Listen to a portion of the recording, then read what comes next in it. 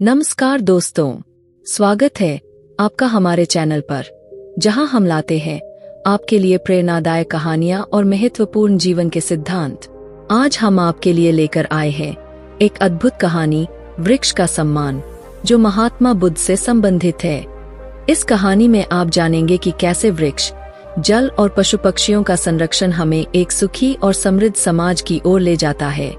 तो चलिए जुड़िए हमारे साथ और जानिए इस प्रेरणादायक कहानी के माध्यम से महात्मा बुद्ध की अद्भुत शिक्षाओं के बारे में। अगर आपको हमारी यह कहानी पसंद आए तो हमारे चैनल को सब्सक्राइब करें, वीडियो को लाइक और शेयर करें और कमेंट सेक्शन में अपने विचार जरूर बताएं।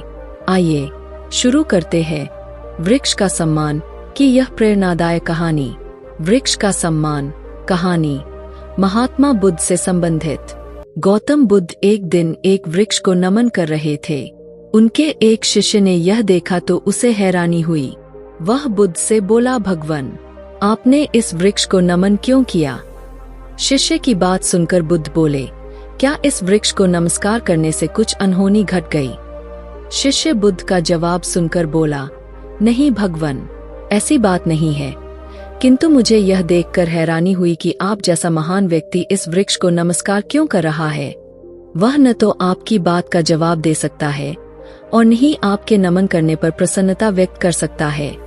बुद्ध हल्का सा मुस्कुरा कर बोले, वत्स, तुम्हारा सोचना गलत है। वृक्ष मुझे जवाब बोलकर भले न दे सकता हो, किंतु जिस प्रकार प्रत्येक व्यक्ति के शरीर की एक भाषा होती है, उसी प्रकार प्रकृति और वृक्षों की भी एक अलग भाषा होती है। अपना सम्मान होने पर ये झूमकर प्रसन्नता और कृतज्ञता दोनों ही व्यक्त करते हैं। इस वृक्ष के नीचे बैठकर मैंने साधना की। इसकी पत्तियों ने मुझे शीतलता प्रदान की, धूप से मेरा बचाव किया। हर पल इस वृक्ष ने मेरी सुरक्षा की। इसके प्रति कृतज्ञता व्यक्त करना मेरा कर्तव्य है। प्रत्येक व्यक्ति को प्रकृति के प्रति सदैव कृतज्ञ बने रहना चाहिए, क्योंकि प्रकृति व्यक्ति को सुंदर व सुघड़ जीवन प्रदान करती है।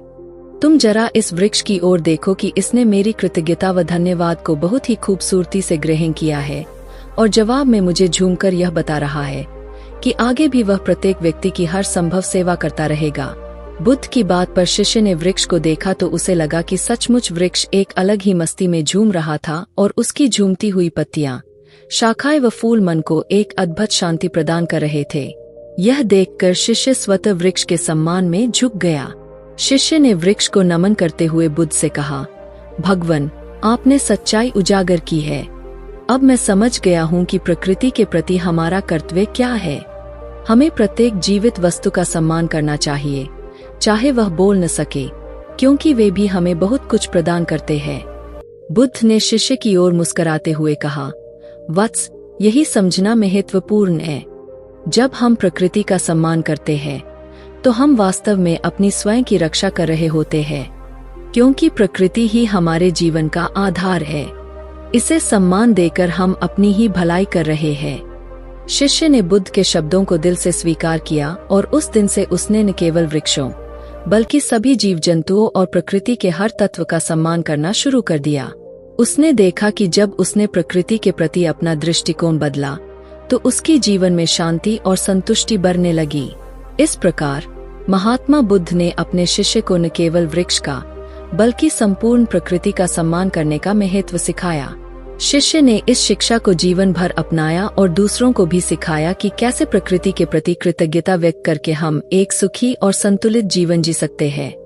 समय बीतता गया और बुद्ध का शिष्य इस नई समझ के साथ समाज में लौटा। उसने गांव-गांव जाकर लोगों को प्रकृति के महत्व और उसके सम्मान के बारे में बताना शुरू किया। लोग उसकी बातों को सुनकर प्रेरित होते और अपने आसपास के वृक्षों और प्रकृति का ध्यान रखना शुरू कर देते।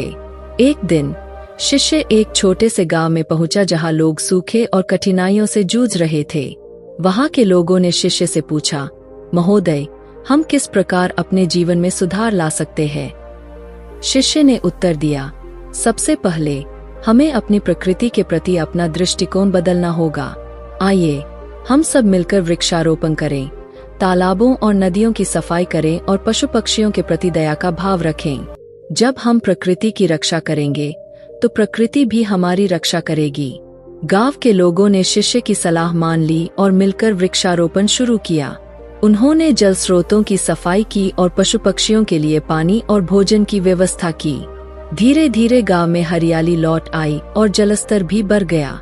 सूखे की समस्या कम हो गई और लोगों के जीवन में समृद्धि आने लगी। गांव के लोग शिष्य के पास आकर बोले, आपकी शिक्षा ने हमारे जीवन को बदल दिया है।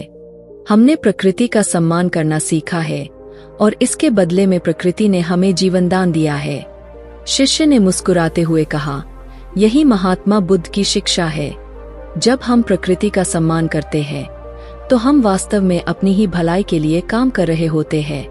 प्रकृति हमें हमेशा कुछ न कुछ देती रहती है, बस हमें उसकी भाषा समझनी होगी और उसके प्रति कृतज्ञता व्यक्त करनी होगी। इस प्रकार बुद्ध की शिक्षा गांव गांव में फैल गई और लोगों ने प्रकृति के साथ एक नया संबंध स्थापित किया।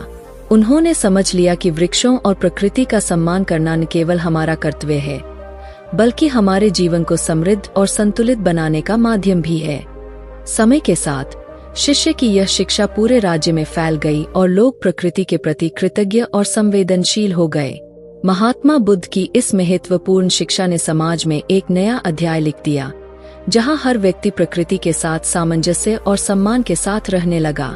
शिष्य की मेहनत और बुद्ध की शिक्षा का प्रभाव दूर दूर तक फैल गया। कई अन्य गांवों में भी लोग वृक्षारोपण करने लगे, जल स्रोतों की सफाई करने लगे और पशु पक्षियों के प्रति संवेदनशील हो गए। यह एक आंदोलन का रूप लेने लगा और राज्य में हर जगह हरियाली और समृद्धि का वातावरण बन गया।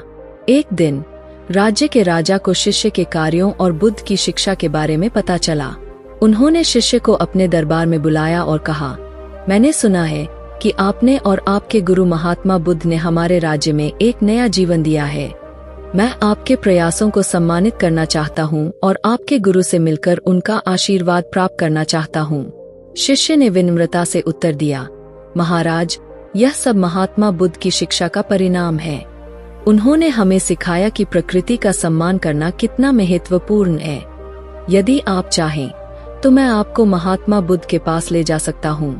राजा ने सहर्ष स्वीकृति दी और अगले दिन शिष्य के साथ महात्मा बुद्ध से मिलने के लिए रवाना हुए।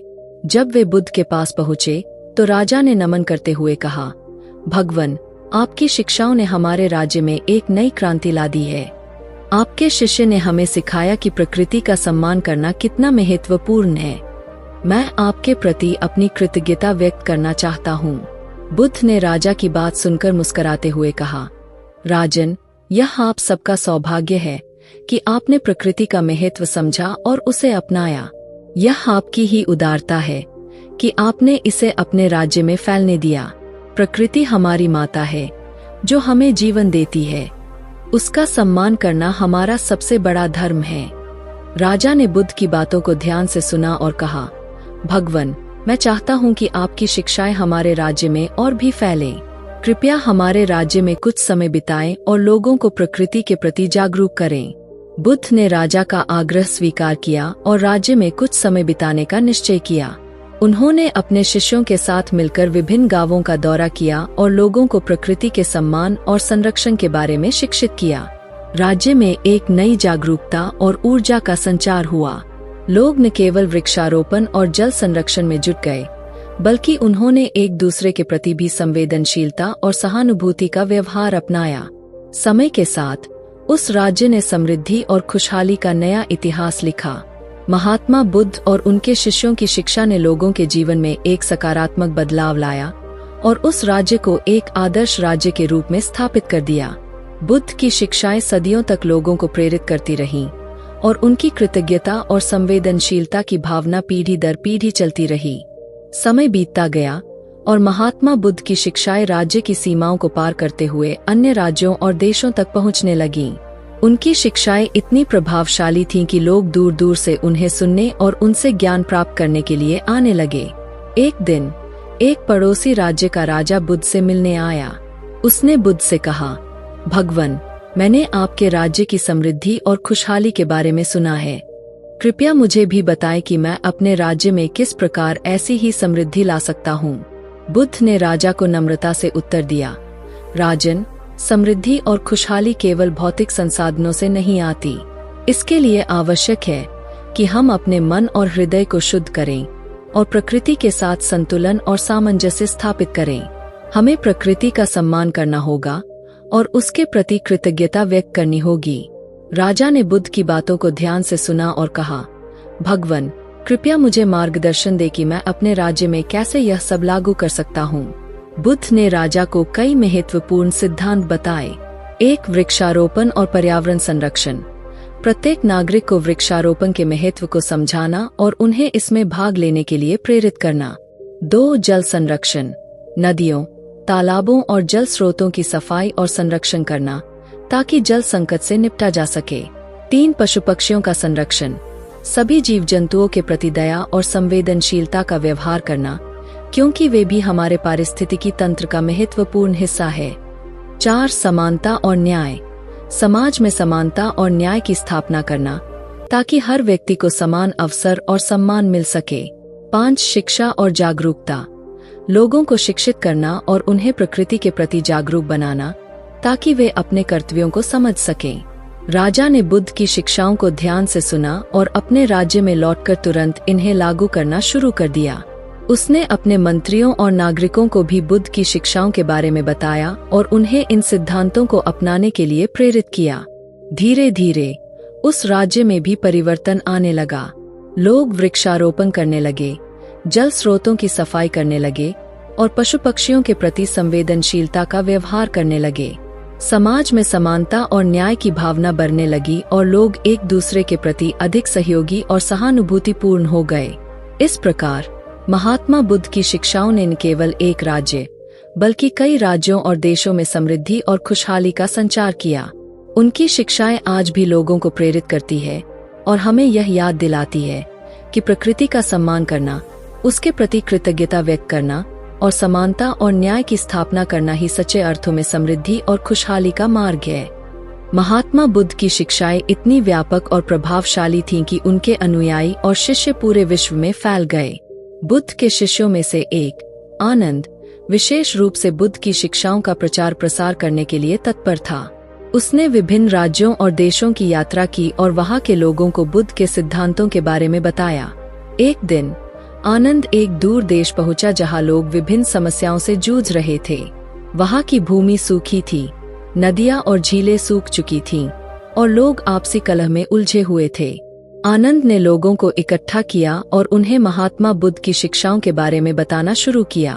उसने कहा, महात्मा बुद्ध ने सिखाया है कि हमें प्रकृति का सम्मान करना चाहिए और एक दूसरे के प्रति संवेदनशीलता और सहानुभूति का व्यवहार करना चाहिए। इससे ही हमारे जीवन में समृद्धि और खुशहाली आ सकती है। लोगों ने आनंद की बातों को ध्यान से सुना और उससे पूछा, हम अपने देश में किस प्रकार यह सब लागू कर सकते हैं? आनंद ने उन्हें कुछ महत्वपूर्ण कदम बताए। 1. वृक्षारोपण अभियान। प्रत्येक परिवार को एक पेड़ लगाने के लिए प्रेरित किया जाए और उन्हें वृक्षों की देखभाल के बारे में सिखाया जाए। 2. जल संरक्षण परियोजनाएं। पुराने जल स्रोतों की मरम्मत की जाए और नए तालाब और झीलें बनाई जाए ताकि जल का संचयन हो सके। 3. सामुदायिक एकता। लोगों को एकजुट किया जाए और आपसी कलह को खत्म करने के लिए संवाद और समझौतों को बढ़ावा दिया जाए। 4. शिक्षा और प्रशिक्षण। बच्चों और युवाओं को प्रकृति संरक्षण और सामाजिक न्याय के बारे में शिक्षित किया जाए। 5. स्थानीय संसाधनों का उपयोग। स्थानीय संसाधनों का सही उपयोग किया जाए ताकि स्वावलंबन बढ़ सके और बाहरी निर्भरता कम हो। लोगों ने आनंद के सुझाए गए कदमों को अपनाने का संकल्प लिया और मिलकर काम करना शुरू कर दिया। उन्होंने बड़े पैमाने पर वृक्षारोपण किया, पुराने जल स्रोतों की सफाई की और नए तालाब बनाए। साथ ही उन्होंने अपने समुदायों में आपसी कलह को समाप्त करने के लिए संवाद और सहयोग को बढ़ावा दिया। धीरे धीरे उस देश में भी परिवर्तन दिखने लगे।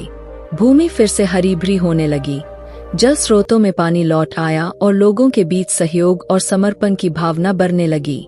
आनंद ने देखा कि महात्मा बुद्ध की शिक्षाएं वहां भी अपना प्रभाव दिखा रही है और लोगों का जीवन बेहतर हो रहा है।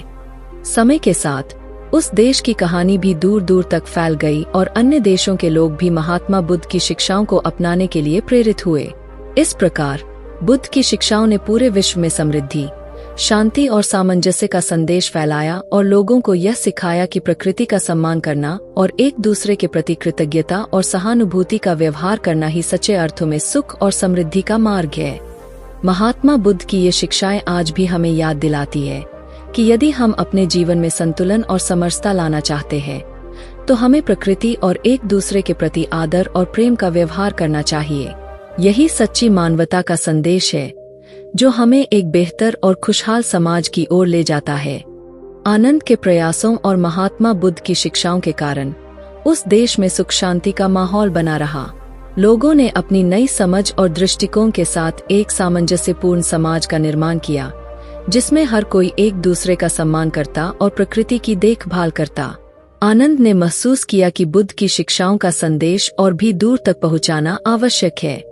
इसलिए उन्होंने अन्य शिष्यों के साथ मिलकर यात्रा की योजना बनाई। उनका उद्देश्य था कि बुद्ध के सिद्धांतों को और भी अधिक लोगों तक पहुंचाया जाए ताकि पूरी दुनिया में शांति और समृद्धि का प्रसार हो सके। उन्होंने उन राज्यों और देशों का दौरा किया जो अब तक बुद्ध की शिक्षाओं से अपरिचित थे। उन्होंने वहां के शासकों और आम जनता से मुलाकात की और उन्हें बुद्ध के सिद्धांतों के बारे में बताया। हर जगह उन्होंने प्रकृति के सम्मान, जल संरक्षण, समानता और सहयोग के महत्व को समझाया।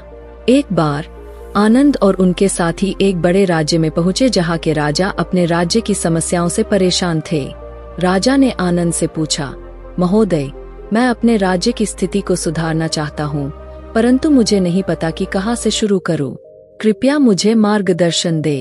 आनंद ने राजा को बुद्ध की शिक्षाओं के बारे में बताया और कहा, सबसे पहले हमें अपनी सोच बदलनी होगी। हमें यह समझना होगा कि हम प्रकृति के साथ जुड़े हुए हैं और उसकी देखभाल करना हमारा कर्तव्य है। हमें अपने लोगों के बीच समानता और न्याय की स्थापना करनी होगी ताकि हर कोई खुशहाल और संतुष्ट जीवन जी सके। राजा ने आनंद की बातों को ध्यान से सुना और उनके सुझावों को अपनाने का निश्चय किया। उन्होंने अपने राज्य में वृक्षारोपण अभियान शुरू किया, जल संरक्षण परियोजनाओं पर काम किया और समाज में समानता और न्याय की भावना को बढ़ावा देने के लिए नीतियां बनाई। धीरे धीरे राज्य में सुधार दिखने लगे। हरियाली लौट आई, जल स्रोतों में पानी भर गया और लोगों के बीच शांति और समर्पण की भावना बढ़ने लगी। राजा ने आनंद का आभार व्यक्त करते हुए कहा, आपने हमारे राज्य को एक नई दिशा दी है। आपकी शिक्षाओं ने हमारे जीवन में खुशहाली और समृद्धि लाई है। मैं इसके लिए आपका और महात्मा बुद्ध का हमेशा आभारी रहूंगा। आनंद ने मुस्कुराते हुए कहा, राजन, यह सब महात्मा बुद्ध की शिक्षाओं का परिणाम है। जब हम प्रकृति का सम्मान करते हैं और एक दूसरे के प्रति संवेदनशील होते हैं तो समृद्धि और शांति स्वाभाविक रूप से हमारे जीवन में आ जाती है। राजा ने आनंद और उनके साथियों को सम्मानित किया और उनके सम्मान में एक बड़ा उत्सव आयोजित किया। इस उत्सव में लोगों ने आनंद और महात्मा बुद्ध की शिक्षाओं का उत्सव मनाया और उन्हें अपनी जीवन शैली का हिस्सा बनाने का संकल्प लिया। आनंद और उनके साथी अन्य राज्यों और देशों की यात्रा करते रहे, जहां उन्होंने बुद्ध की शिक्षाओं का प्रचार प्रसार किया। उन्होंने लोगों को यह सिखाया कि कैसे प्रकृति के प्रति कृतज्ञता और एक दूसरे के प्रति सम्मान और संवेदनशीलता का व्यवहार करके हम एक समृद्ध और शांतिपूर्ण समाज का निर्माण कर सकते हैं। महात्मा बुद्ध की शिक्षाओं का यह संदेश दुनिया भर में फैलता रहा और लोगों ने इसे अपने जीवन में अपनाकर खुशहाली और संतुलन प्राप्त किया। इस प्रकार बुद्ध की शिक्षाओं ने मानवता को एक नया दृष्टिकोण दिया, जिससे पूरी दुनिया में शांति और समृद्धि का संचार हुआ। आनंद और उनके साथियों की यात्रा जारी रही। उन्होंने कई राज्यों और देशों का दौरा किया, जहां उन्होंने महात्मा बुद्ध की शिक्षाओं का प्रसार किया। उनकी यात्रा का अंतिम पड़ाव एक दूरस्थ पहाड़ी राज्य था, जहां के लोग अपनी कठिन जीवन शैली और संघर्षों से जूझ रहे थे। जब आनंद और उनके साथी वहां पहुंचे, तो उन्होंने देखा कि लोग जंगलों को अंधाधुंध काट रहे थे, जिससे मिट्टी का कटाव हो रहा था और जल स्रोत सूख रहे थे। पशु पक्षियों का जीवन संकट में था और लोग आपसी कलह और संघर्ष में उलझे हुए थे। आनंद ने महसूस किया कि यह राज्य बुद्ध की शिक्षाओं से बहुत लाभान्वित हो सकता है। आनंद ने राज्य के राजा से मुलाकात की और कहा, राजन, मैं महात्मा बुद्ध की शिक्षाओं के साथ यहाँ आया हूँ। यदि आप और आपके लोग इन शिक्षाओं को अपनाते हैं, तो आपके राज्य में समृद्धि और शांति लौट आएगी। राजा ने आनंद की बातों में रुचि दिखाते हुए कहा, महोदय, कृपया हमें मार्गदर्शन दें। हम आपके अनुभव और ज्ञान का लाभ उठाकर अपने राज्य की दशा सुधारना चाहते हैं। आनंद ने राजा और जनता को एकत्रित किया और उन्हें बताया, सबसे पहले हमें जंगलों की अंधाधुंध कटाई रोकनी होगी। वृक्ष हमारे जीवन का आधार है। वे न केवल हमें ऑक्सीजन देते हैं, बल्कि मृदा संरक्षण, जल संरक्षण और जीव जंतुओं के आवास के लिए भी आवश्यक है। हमें वृक्षारोपण अभियान चलाना चाहिए और जितने पेड़ हमने काटे हैं, उससे अधिक पेड़ लगाने चाहिए। राजा और जनता ने आनंद के सुझावों को स्वीकार किया और तुरंत वृक्षारोपण अभियान शुरू किया। उन्होंने मिलकर हजारों पेड़ लगाए और जंगलों की रक्षा के लिए नियम बनाए। इसके साथ ही आनंद ने उन्हें जल संरक्षण के महत्व के बारे में भी बताया। उन्होंने सुझाव दिया कि पुराने जल स्रोतों की मरम्मत की जाए और नए तालाब और जलाशय बनाए जाएं, ताकि जल का संचयन हो सके। लोगों ने मिलकर जल संरक्षण परियोजनाओं पर काम किया और जल स्रोतों की सफाई की। धीरे धीरे जल स्तर में सुधार हुआ और सूखे की समस्या कम हो गई। आनंद ने लोगों को पशु पक्षियों के प्रति संवेदनशीलता और दया का महत्व भी समझाया। उन्होंने बताया कि सभी जीव जंतु हमारे पारिस्थितिकी तंत्र का महत्वपूर्ण हिस्सा है और उनकी सुरक्षा करना हमारा कर्तव्य है। राजा ने राज्य में पशु संरक्षण कानून लागू किए और लोगों को पशु पक्षियों की देखभाल के लिए प्रेरित किया। इसके साथ ही आनंद ने समाज में समानता और न्याय की भावना को बढ़ावा देने के लिए लोगों को शिक्षित किया। उन्होंने समझाया कि जब हम एक दूसरे के प्रति सम्मान और सहानुभूति का व्यवहार करते हैं, तो समाज में शांति और संतुलन स्थापित होता है। धीरे धीरे राज्य में सुधार दिखने लगे। जंगल फिर से हरे भरे हो गए, जल स्रोतों में पानी लौट आया और लोगों के बीच सहयोग और समर्पण की भावना बढ़ने लगी। लोग एक दूसरे के प्रति अधिक संवेदनशील और सहानुभूतिपूर्ण हो गए। राजा ने आनंद का आभार व्यक्त करते हुए कहा, आपकी शिक्षाओं ने हमारे राज्य को एक नई दिशा दी है। आपकी वजह से हमारे जीवन में खुशहाली और समृद्धि आई है। हम इसके लिए हमेशा आपके और महात्मा बुद्ध के आभारी रहेंगे। आनंद ने मुस्कुराते हुए कहा, राजन, यह सब महात्मा बुद्ध की शिक्षाओं का परिणाम है। जब हम प्रकृति का सम्मान करते हैं और एक दूसरे के प्रति संवेदनशील होते हैं, तो समृद्धि और शांति स्वाभाविक रूप से हमारे जीवन में आ जाती है। राजा ने आनंद और उनके साथियों को सम्मानित किया और उनके सम्मान में एक बड़ा उत्सव आयोजित किया। इस उत्सव में लोगों ने आनंद और महात्मा बुद्ध की शिक्षाओं का उत्सव मनाया और उन्हें अपनी जीवन शैली का हिस्सा बनाने का संकल्प लिया। आनंद और उनके साथी अन्य राज्यों और देशों की यात्रा करते रहे, जहां उन्होंने बुद्ध की शिक्षाओं का प्रचार प्रसार किया। उन्होंने लोगों को यह सिखाया कि कैसे प्रकृति के प्रति कृतज्ञता और एक दूसरे के प्रति सम्मान और संवेदनशीलता का व्यवहार करके हम एक समृद्ध और शांतिपूर्ण समाज का निर्माण कर सकते हैं। महात्मा बुद्ध की शिक्षाओं का यह संदेश दुनिया भर में फैलता रहा और लोगों ने इसे अपने जीवन में अपनाकर खुशहाली और संतुलन प्राप्त किया। इस प्रकार बुद्ध की शिक्षाओं ने मानवता को एक नया दृष्टिकोण दिया, जिससे पूरी दुनिया में शांति और समृद्धि का संचार हुआ। समय बीतता गया और महात्मा बुद्ध की शिक्षाएं दूर दूर तक फैल गईं। आनंद और उनके साथियों के अथक प्रयासों से दुनिया भर में जागरूकता बढ़ी और लोगों ने बुद्ध के सिद्धांतों को अपने जीवन में अपनाया। परिणामस्वरूप कई राज्यों और देशों में हरियाली, समृद्धि और शांति का माहौल बनने लगा। आनंद एक बार फिर महात्मा बुद्ध से मिलने गया। उसने बुद्ध को अपने सभी अभियानों और उनकी सफलताओं के बारे में बताया। बुद्ध ने उसे देखकर प्रसन्नता व्यक्त की और कहा, वत्स, तुमने जो किया है वह न केवल हमारे लिए बल्कि पूरी मानवता के लिए एक महान कार्य है। तुम्हारे प्रयासों से लोग प्रकृति का सम्मान करना और एक दूसरे के प्रति कृतज्ञता और संवेदनशीलता का व्यवहार करना सीख गए हैं।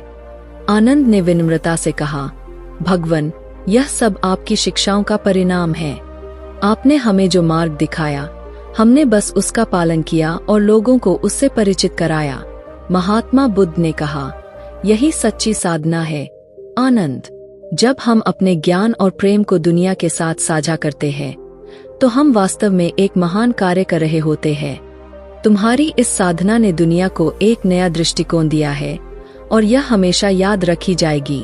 आनंद ने बुद्ध के चरणों में प्रणाम किया और कहा, भगवान, मैं आपके आशीर्वाद से इस कार्य को आगे भी जारी रखूंगा। बुद्ध ने उसे आशीर्वाद दिया और कहा, जाओ और दुनिया को सिखाओ कि सच्ची समृद्धि और शांति कैसे प्राप्त की जा सकती है।